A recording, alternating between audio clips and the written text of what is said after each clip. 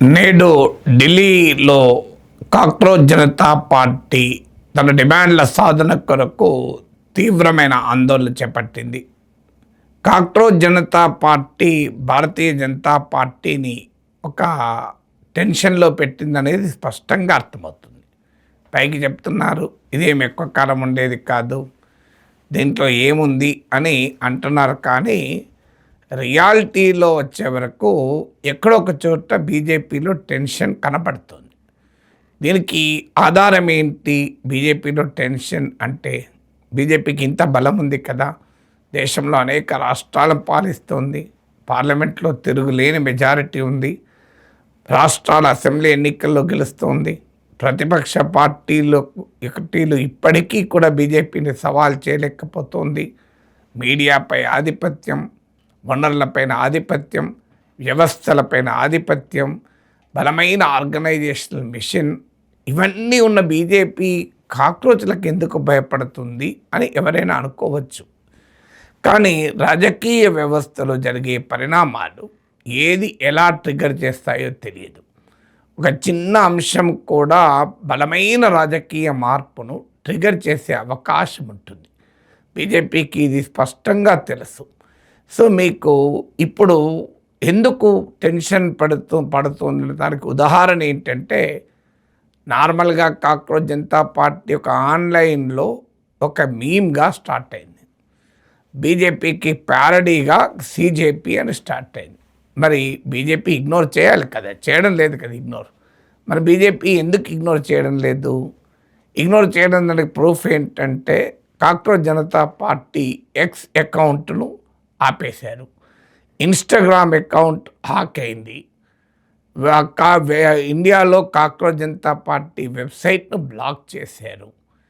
ఇవన్నీ ప్రభుత్వ ప్రోత్సాహం లేకుండా జరుగుతుందా? జగనే కాక్రోచ్ జనతా పార్టీని పట్టించుకోవాల్సిన అవసరమే లేదని బీజేపీ నాయకత్వం అనుకుంటే ఇవన్నీ ఎందుకు చేస్తుంది? పోనీ అక్కడ ఆగిందా అంటే, ఏకంగా ఆ cockroach Janata party founder Abhijit Dipke పైన భౌతిక దాడి జరిగింది. సో ఈ భౌతిక దాడి ఎవరో పార్టీ అభిమానులు చేశారు, పార్టీకి సంబంధం లేదు అని సమర్థించుకోవచ్చు. కానీ మీరు గమనించండి, సోషల్ మీడియాలో కాక్రోచ్ జనతా పార్టీ పైన తీవ్రమైన దాడి చేస్తున్న వారు ఎవరు అని మీరు కాస్త స్టడీ చేయండి. క్లియర్గా బీజేపీ ఎకోసిస్టమ్, బీజేపీ పరివార ఎకోసిస్టమ్ స్పష్టంగా కనబడుతుంది. ఎక్కడ కాక్రోచ్ జనతా పార్టీ వారు మాట్లాడినా, లేదా నాలాంటి వాళ్ళు వారు మీటింగ్లకు వెళ్ళి మాట్లాడినా, ఆఖరికి వాళ్ళ ధర్నాలను రిపోర్ట్ చేసిన జర్నలిస్టులపై కూడా భయంకరమైన ట్రోలింగ్ జరుగుతుంది. హైదరాబాదులో కాక్రోచ్ జనతా పార్టీ ప్రొటెస్ట్ను కవర్ చేసిన, రిపోర్ట్ చేసిన ఒక ఉమెన్ జర్నలిస్ట్ పైన నీచమైన సోషల్ మీడియా దాడి మనం చూస్తున్నాం. ఇవన్నీ దేనికి ఇండికేషన్? నిజంగానే బీజేపీకి టెన్షన్ లేదనుకోండి, దీంతో అయ్యేదేమీ లేదన్నారు అనుకోండి, మరి ఎందుకని ఇవన్నీ చేస్తుంది? ఇప్పుడు నేను కాక్రోచ్ జనతా పార్టీ మీటింగ్లో మాట్లాడాను, మీరు చూడండి, అందులో కింద కామెంట్ చూడండి, అర్థమవుతుంది ఎవరు ఇంతగా భయపడుతూ మీద పడుతున్నారని. నేను వేటు న్యూస్ వాళ్ళు కవర్ చేస్తే ఒక 10 లక్షల మంది చూశారు. దాంట్లో లైకులు 7,000, నేను చూసే టైంకి ఇప్పుడు ఎక్కువ ఉంటుంది, 7,000 ఉంటే డిస్లైక్లు 10,000 వచ్చాయి. ఇక్కడన్నా ప్రాక్టికల్గా జరుగుతుందా? అది అన్లెస్ ఒక ఆర్గనైజ్డ్గా ఎవరో ఒక ఇకోసిస్టమ్ మీద పడితే తప్ప సాధ్యం కాదు. మరి నాగేశ్వర్ ఏదో మాట్లాడాడు, కాక్రోచ్ జనతా పార్టీ అయ్యేదే లేదు అనుకుంటే, ఇంత పెద్ద ఎత్తున బీజేపీ ఇకోసిస్టమ్ కాక్రోచ్ జనతా పార్టీని అటాక్ చేయడానికి ఎందుకు ముందుకు రావాలి అంటే, చాలా క్లియర్గా బీజేపీ టెన్షన్ పడుతోంది అనేది స్పష్టమవుతుంది. మరి ఎందుకు టెన్షన్ పడుతోంది? మరి నేను ఇంతకుముందు చెప్పాను, వాళ్ళకు ఐడియాలజికల్ ఆపరేటర్స్ ఉంది, ఆర్గనైజేషనల్ స్ట్రెంగ్త్ ఉంది, దేశమంతటా వాళ్ళే పాలిస్తున్నారు, పార్లమెంట్లో తిరుగులేని మెజారిటీ ఉంది, అసెంబ్లీ ఎన్నికల్లో గెలుస్తున్నారు, ప్రతిపక్షాలు పోటీ ఇచ్చే స్థితిలో కూడా లేదు. అయినా ఎందుకు భయపడుతున్నారంటే, అక్కడే మీకు పాలిటిక్స్ని కాస్త డెప్త్గా చూడాలి. ఎందుకు భయపడుతున్నారంటే, ఒకటి ఇదేదో ఆన్లైన్ మూమెంట్గానే ఉండిపోతుంది, ఒక ప్యారడీ లాగా, ఒక మీమ్ లాగా ఇది గాలికే ఎగిరిపోతుంది, ఒక బబుల్ లాగా అని బీజేపీ అనుకోవడం లేదు. అలా జరగడం లేదు కూడా. ఎందుకంటే ఆన్లైన్ కాస్త ఆఫ్లైన్లోకి వచ్చేసింది. ఢిల్లీ, నాగ్పూర్, జైపూర్, హైదరాబాద్, బెంగళూరు ఇలా దేశంలోని ప్రధాన నగరాలలో పెద్ద ఎత్తున ప్రొటెస్టులు జరిగాయి. రాజకీయ పార్టీల ప్రొటెస్ట్లను తలపించే రీతిలో ప్రొటెస్ట్ జరిగాయి. అఫ్కోర్స్ ఎవరైనా అనొచ్చు, వాళ్ళకున్న ఆన్లైన్ ప్రజెన్స్తో పోలిస్తే ఈ ప్రొటెస్ట్లోకి వచ్చిన జనం తక్కువే కదా అని అనొచ్చు. ఈ ప్రశ్న అడిగే వారికి నా సూటి ప్రశ్న ఏంటంటే, రాజకీయ పార్టీలకు వచ్చే ఓట్లతో పోలిస్తే వాళ్ళ నిరసనలకు వచ్చే జనం ఎంత? చాలా నెగ్లిజిబుల్ కదా. మరి అలాంటప్పుడు రాజకీయ పార్టీలు వాళ్ళు కోట్లాది ఓట్లు తెచ్చుకొని వందల్లో మాత్రమే నిరసనలో పాల్గొంటారు కదా. మరి బీజేపీకి వచ్చిన ఓట్లు, బీజేపీ ప్రొటెస్ట్లకు వచ్చే జనం ఈక్వల్గా ఉన్నారా? అలాంటప్పుడు మరి కాక్రోచ్ జనతా పార్టీలో ఆన్లైన్లో ఉన్నవారు ఆఫ్లైన్లో రాలేదు అనడం కరెక్ట్ అవుతుందా? తర్వాత నెక్స్ట్ ఇంపార్టెంట్ పాయింట్ ఏంటంటే, రెండవది బీజేపీ ఇప్పటి వరకు నర్చర్ చేసుకున్న కాన్స్టిట్యున్సీ నుంచి ఈ రెస్పాన్స్ వస్తుంది. అందుకే బీజేపీలో అంత టెన్షన్. ఎందుకంటే నరేంద్ర మోడీ 2014 నుంచి చేస్తున్నది ఏంటంటే, తన ఒక యంగ్ ఓటర్ పరీక్షపై చర్చ అంటూ రకరకాల పద్ధతుల్లో ఆస్పిరేషనల్ ఇండియన్ను కదిలించారు. యంగ్ ఓటర్ను తన వైపు తిప్పుకున్నారు. ఎడ్యుకేటెడ్ మిడిల్ క్లాస్ మొదటి నుంచి కూడా బీజేపీకి ఒక స్ట్రాంగ్ ఓట్ బేస్.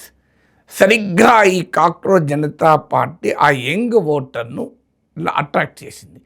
ఇవాళ భారతదేశంలో యంగ్ ఓటర్స్ ఒక అంచనా ప్రకారం నియర్లీ 21 crores ఉంటారు. అంటే నియర్లీ 21% ఉంటారు. So 21% is a very significant vote base. అందుకొరకు బీజేపీలో టెన్షన్. అలాగే ఎడ్యుకేటెడ్ మిడిల్ క్లాస్ ఇప్పటిదాకా BJP core constituency. Cockroach Janata party take up చేసిన ఇష్యూస్, అది నీట్ ఎగ్జామ్ కావచ్చు, అది సిబిఎస్ఈ ఎగ్జామ్ కావచ్చు, పొలిటికల్ అకౌంటబిలిటీ ఇష్యూస్ కావచ్చు, ఇవన్నీ కూడా బీజేపీ కోర్ కాన్స్టిట్యున్సీగా ఉన్న ఎడ్యుకేటెడ్ మిడిల్ క్లాస్ ఆకాంక్షల పైన, ఆస్పిరేషన్స్ పైన దాడిగా ఉంది. వారిలో పెద్ద ఎత్తున స్పందన వస్తుంది. ఇక థర్డ్ ఫ్యాక్టర్ ఏంటంటే, ఇమీడియట్ గ్లోబ్ మన చుట్టూ ఉన్న కాంటెక్స్ట్ కూడా. దేశం ఇరుగు పొరుగు దేశాల్లో ఏమవుతుందో ఒక్కసారి చూడండి.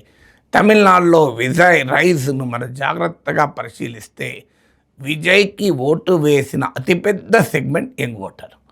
మీకు యూత్ కాంప్రిహెన్సివ్గా డిఎంకే, ఏడిఎంకే ఎవరి ఓటర్ అయినా కానీ విజయ్కి షిఫ్ట్ అయ్యారు.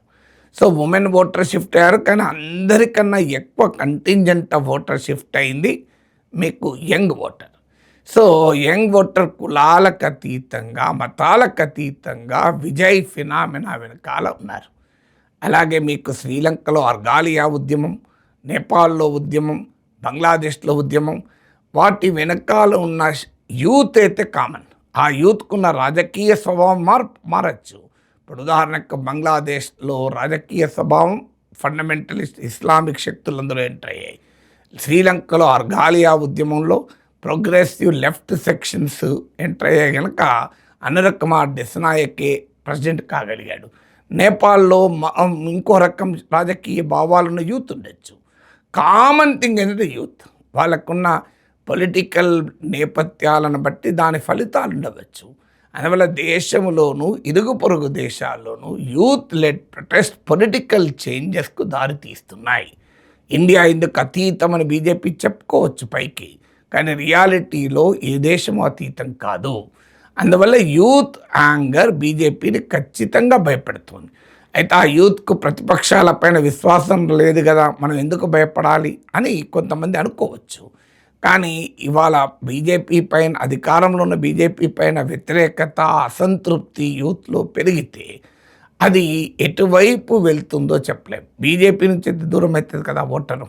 అది బీజేపీని భయపెడుతున్న మూడో అంశం. నాలుగో అంశం ఏంటంటే, అపోజిషన్ కూడా వ్యూహాత్మకంగా కాక్రోచ్ జనతా పార్టీ రేజ్ చేసిన డిమాండ్లను ఓన్ చేసుకుంటోంది. మీకు ఉదాహరణ కాంగ్రెస్ పార్టీ రాహుల్ గాంధీ తీసుకోండి.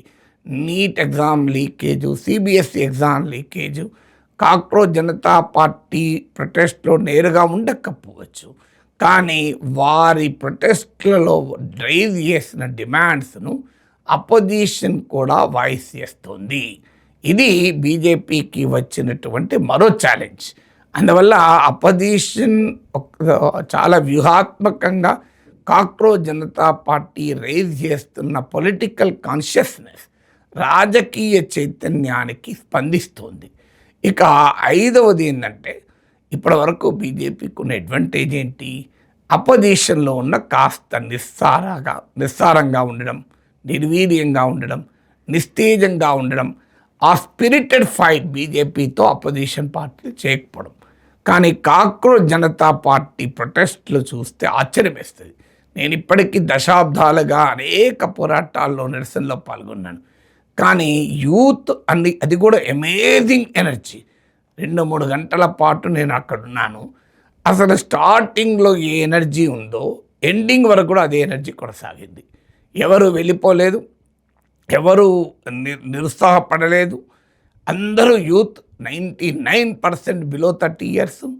సో ఎన్నడూ ఏ రాజకీయ పార్టీలతో ప్రత్యక్ష సంబంధాలు ఉన్నవాళ్ళు తక్కువ, కొంతమంది ఉంటే ఉండవచ్చు, కానీ అధిక మంది ఏ రాజకీయాలకు సంబంధం లేని వారు.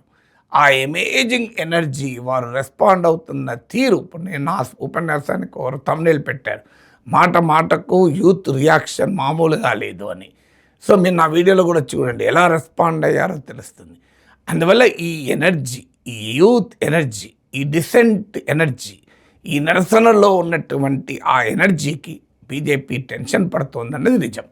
ఇవాళ అందుకే ఢిల్లీలో అన్నిటికన్నా ముఖ్యంగా ఈ ప్రొటెస్ట్లు ఒక ఈవెంట్ లాగా లేదు, ఒక చైన్ ఆఫ్ ఈవెంట్స్ లాగా ఉన్నారు. ఇప్పుడు దేశంలో అనేక నగరాలను చుట్టుముట్టారు, ప్రధాన నగరాలు. ఇప్పుడు మళ్ళీ ఢిల్లీలో సెకండ్ ఫేజ్ ఆఫ్ స్ట్రగుల్ మొదలైంది.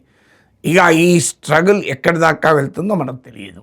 తర్వాత ఈవెన్ చిన్న చిన్న పట్టణాలకు కూడా వెళ్ళే అవకాశం ఉంది. ఇప్పుడు కవర్ చేయని, ఇప్పుడు ప్రధానంగా మెట్రో నగరాలు, పెద్ద నగరాలకు కవర్ చేశారు. రేపు ఇతర రాష్ట్రాల రాజధానులు, ఇతర నగరాలు, డిస్ట్రిక్ట్ హెడ్ క్వార్టర్స్ కూడా కాక్రోచ్ల ఉద్యమం కనుక ఎక్స్పాండ్ అయితే బీజేపీకి మరింత టెన్షన్ తప్పదు.